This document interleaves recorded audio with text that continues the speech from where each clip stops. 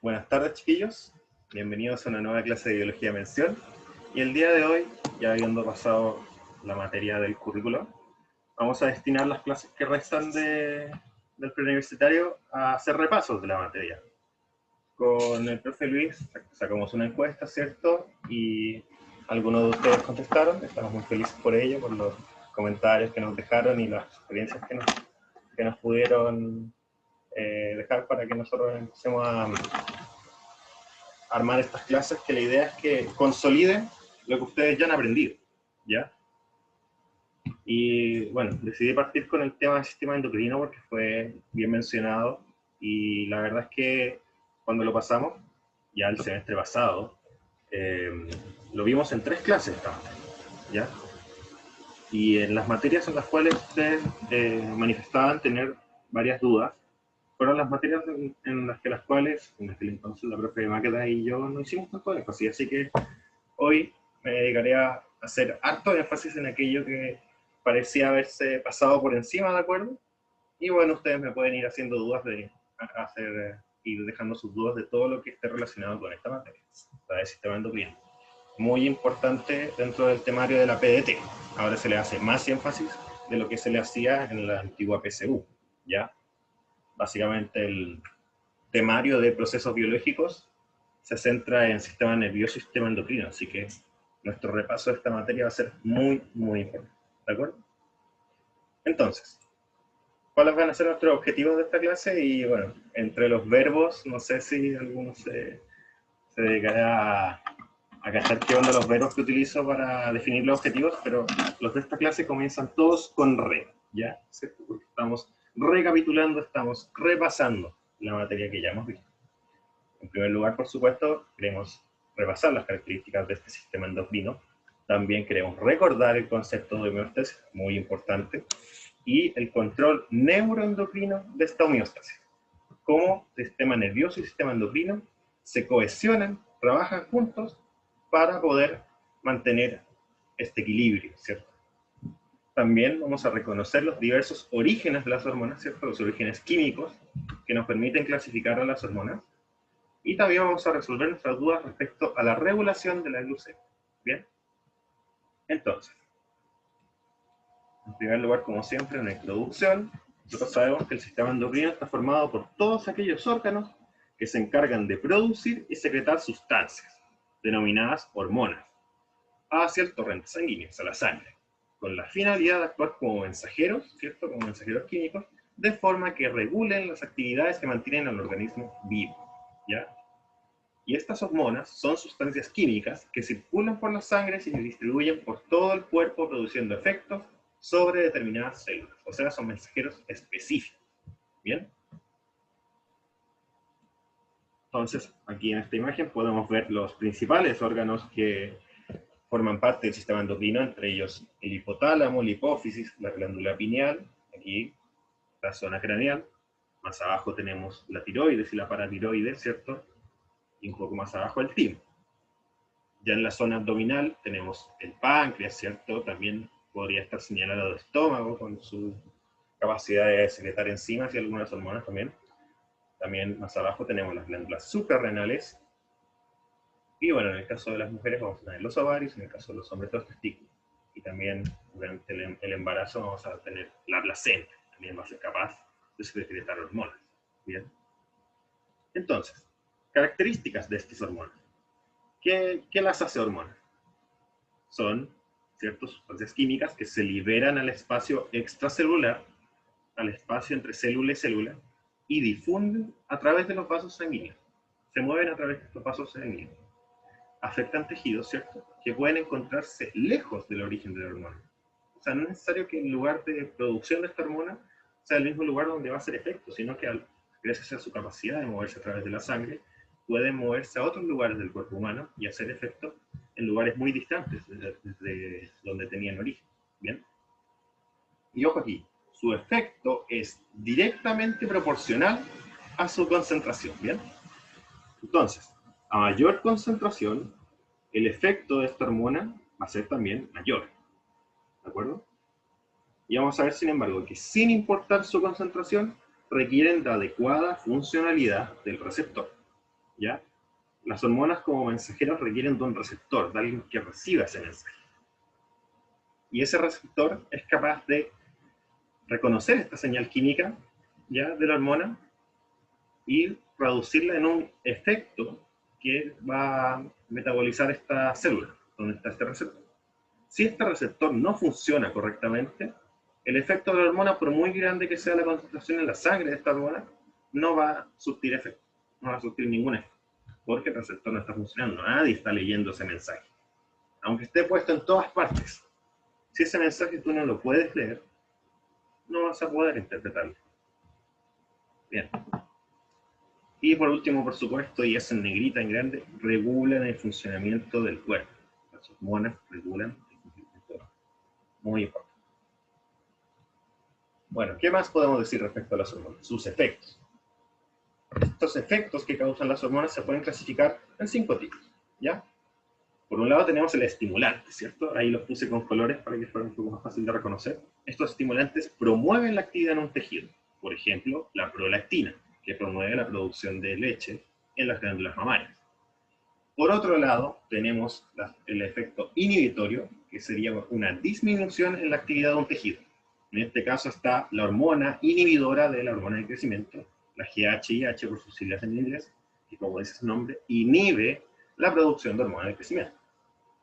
Bien. También vamos a tener un efecto antagonista, que se trata de cuando un par de hormonas, ¿ya? Ahí hacemos una diferencia con el efecto inhibitorio, que el inhibitorio es una sola hormona haciendo efecto, ¿sí? En cambio, para tener un efecto antagonista nosotros tenemos que ver una relación entre dos hormonas, ¿de acuerdo? Y este efecto se va a dar cuando un par de hormonas tengan efectos opuestos, efectos antagónicos entre sí, contrarios, ¿bien? Este es el caso, por ejemplo, del glucagón, y ahí ponemos también el hormona del crecimiento, que son hormonas que elevan los niveles de azúcar en la sangre, los niveles de glucosa, o la glucemia, ¿cierto? Versus la insulina, que baja esta glucemia, ¿ya? Ahí está el efecto antagónico entre ellas dos. Por otro lado, vamos a tener también un efecto sinergista, que se va a producir cuando dos hormonas, ¿cierto? Aquí volvemos a establecer una relación entre dos, tengan un efecto más potente que estando separadas, cuando están juntas, ¿de acuerdo? Cuando están juntas, tienen un efecto más potente que cuando están separadas. Se ayudan entre sí, se potencian. Y este es el caso, por ejemplo, de la hormona de crecimiento, al estar también bajo grandes concentraciones de T3 y T4. ¿Bien? Al estar las hormonas del crecimiento en presencia de una gran cantidad también de las hormonas que produce la tiroides, esto va a aumentar su efecto, que es promover el crecimiento, como dice su nombre, del cuerpo humano. Bien, de hecho, ante problemas de la tiroides, se pueden dar casos incluso de gigantismo, de acromegalia, debido a que las hormonas tiroideas promueven el efecto de la GH. Por lo tanto, van a hacer que una persona que está creciendo de manera normal crezca mucho más de lo que debería crecer. ¿Bien? Así que este efecto sinergista, que sea más potente, no quiere decir que sea bueno, ¿de acuerdo? De la misma forma, un efecto antagonista no quiere decir que sea malo. Nosotros necesitamos tanto del glucagón como de la insulina para poder regular nuestra glucemia. Y eso lo vamos a ver más adelante, por supuesto. Pero es importante que tengan en cuenta eso. Por último, un efecto trópico altera el metabolismo de otro tejido endocrino, ¿de acuerdo? Efecto trópico se refiere a una hormona que llega, viaja a través de la sangre y altera, hace que las cosas no funcionen ni más ni menos, sino que de forma diferente. ¿Bien? Y este va a ser el caso, por ejemplo, de la TSH, que, ¿cierto?, desde el hipotálamo desciende hacia la tiroides y regula su funcionamiento, ¿cierto? La TH, que cumple el mismo rol en la glándula suprarrenal, tiene un rol importante en la producción de corticoides, que son otro tipo de hormonas, ya las vamos a ver, y la GHRH, que también tiene su rol ahí regulando el metabolismo de la producción de hormona del crecimiento. ¿Bien? ¿Hasta aquí alguna duda respecto a las hormonas? ¿Respecto al sistema endocrino en general? No te creo. Eh,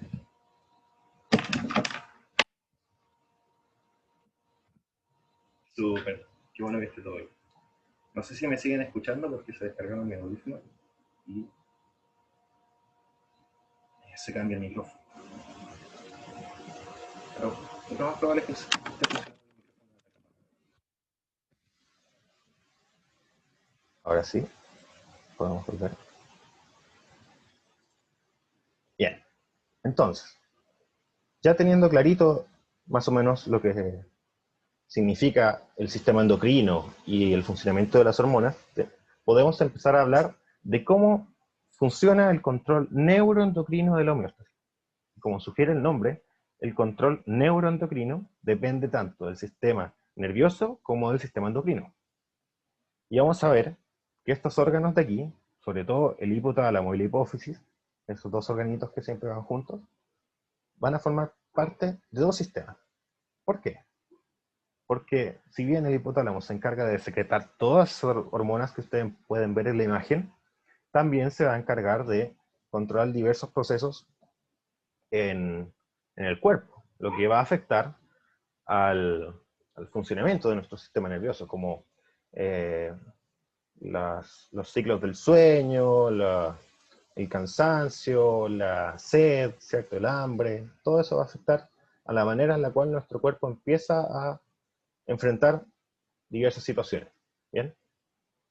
Y gracias a la producción de todas estas hormonas, y sobre todo las hormonas del hipotálamo que tienen efectos sobre otros tejidos que producen otras hormonas, es que es posible que la homeostasis sea regulada tanto por el sistema nervioso como el sistema endocrino.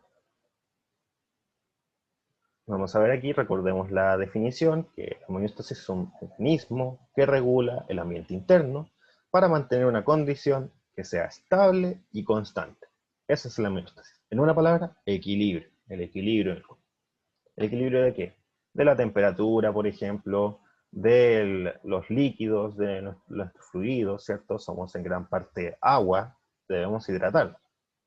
Con su permiso.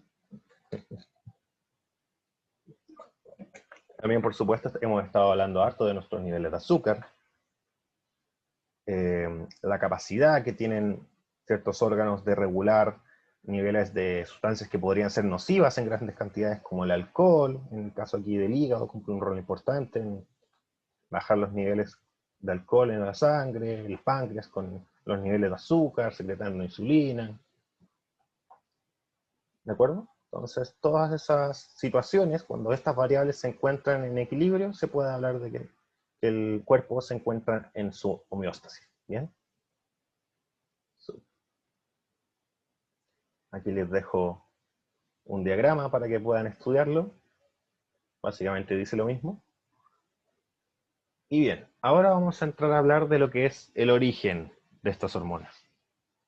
La química del asunto. Ya no es tanto biología, ¿cierto? Es más químico, súper químico. De biomoléculas, para ser exactos. Bioquímica, lo que nosotros estudiamos al principio del curso. Y vamos a ver que según la naturaleza química de las hormonas vamos a tener tres tipos de ellas. Las primeras, las más simples, entre comillas, porque no alcanzan a ser péptidos, son las derivadas de aminoácidos. Directamente de pequeños aminoácidos como la tirosina y el triptófano. ¿Bien? Estos aminoácidos pueden generar estas hormonas llamadas las catecolaminas o también la tiroxina, ¿cierto? Una de las hormonas tiroides. Pero cuando estos aminoácidos empiezan a generar cadenas, ¿cierto? Las cadenas peptídicas, ya podemos hablar de las hormonas peptídicas, que son, ¿cierto? Constituidas por cadenas de aminoácidos, o lo que nosotros también conocemos después como proteínas, son hormonas proteicas. Y están constituidas, pueden ser por oligopéptidos, que son cadenas de entre 2 a 10 aminoácidos, AA, utilizo esa abreviatura yo, como la vasopresina, o polipéptidos, que es cuando ya hablamos de entre 10 a 50 aminoácidos, como es el caso de la hormona del crecimiento, la GH. Y en general vamos a decir que este tipo de hormonas no pueden atravesar la membrana plasmática, ¿ya? La bicapa lipídica, de la célula diana, u objetivo, ¿ya? La célula que recibe este mensaje. Por lo cual los receptores para estas hormonas se hallan en la superficie celular, ¿cierto? Vamos a tener proteínas que se van a encargar de la recepción de otras proteínas, que son hormonas, y que entregan estos mensajes químicos. al no ser las proteínas capaces de atravesar la bicapa lipídica, requieren de que los receptores estén la superficie de la membrana. Por otro lado, vamos a tener hormonas lipídicas, derivadas de los lípidos, ¿cierto? De las grasas. Y entre los tipos de lípidos tenemos los esteroides y también las eicosanoides. Esas clasificaciones en realidad no son tan importantes, pero es importante que sepan reconocer una hormona lipídica de una peptídica. El caso de la lipídica, como pueden ser la testosterona o las prostaglandinas, vamos a ver que dado a su carácter lipófilo, por supuesto, un lípido va a tener buena afinidad con otros lípidos, va a atravesar sin problemas la bicapa lipídica, ¿ya? Y sus receptores se van a hallar dentro de la célula objetivo, de la célula diana. ¿Bien? Ahí está la gran diferencia entre estos dos tipos de hormonas. Bien, aquí está lo mismo en un diagrama. Bien, algunos ejemplos.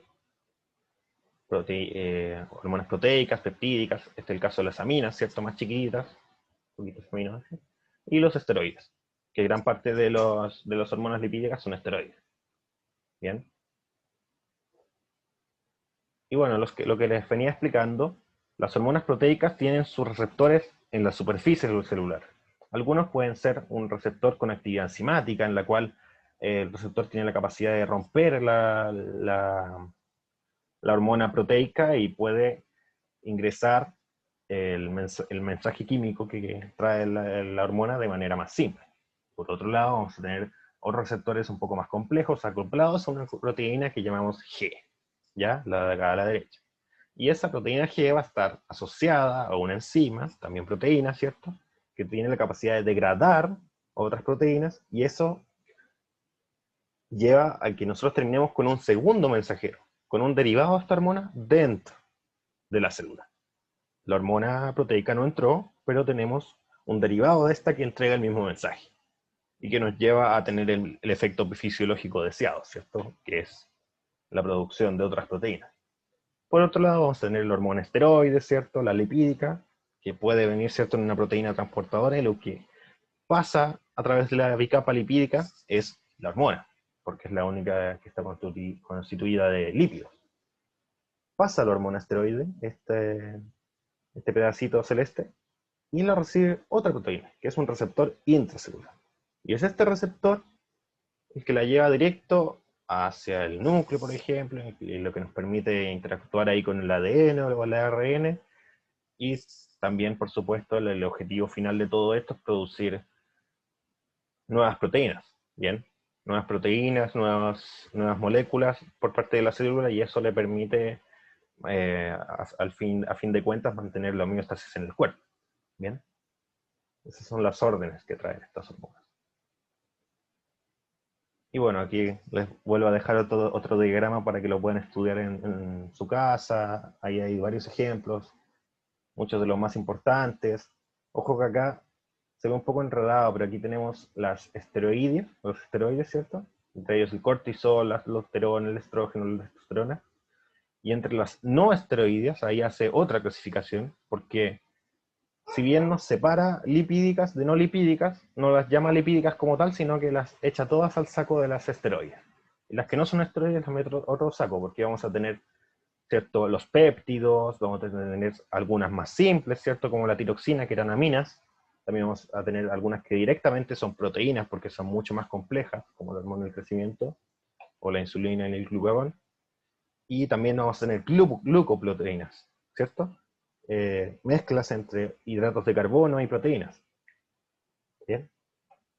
Así que para que le echen un ojo a este diagrama, está bien bueno. Bien. El último tópico que quería tocar el día de hoy es el de la regulación de la glucemia. Y aquí quiero poner harto ojo porque son preguntas súper típicas en estas pruebas de selección universitaria. Bien. Bien, vamos a ver que la insulina, ¿cierto?, es el principal regulador de la glucemia en la sangre, ¿ya? Eso, clarito. Esta hormona es fabricada por las células beta, células ubicadas en el páncreas, ¿cierto?, y liberadas continuamente al ser la corriente sanguínea. Bien, hay un flujo constante de insulina. A veces más, a veces menos, pero este flujo es constante, importante. ¿Ya? Y vamos a ver que estos niveles de insulina se calibran cuidadosamente, o sea, es una concentración de una hormona que tiene que ser manejada delicadamente, como cualquier otra, pero esta es súper importante porque los desequilibrios en los niveles de azúcar en la sangre terminan causando estragos al cuerpo, que no solo afectan, por supuesto, ni al sistema digestivo ni al sistema circulatorio. Enfermedades, ¿cierto?, como la diabetes insípida, causa que termina afectando al sistema excretor, eso hace que la gente termine orinando parte de la glucosa que la sangre no puede retener, por no tener estos niveles de insulina suficientes. ¿Bien? Entonces, vamos a ver que durante la noche y entre las comidas, los niveles de insulina van a ser bajos y constantes. ¿Bien? Ahí en el diagrama pueden ver el efecto de la insulina en una célula, que la insulina como tal es de estas hormonas, ¿cierto? Ya saben ustedes cuáles son, que llegan a unos receptores en la superficie celular.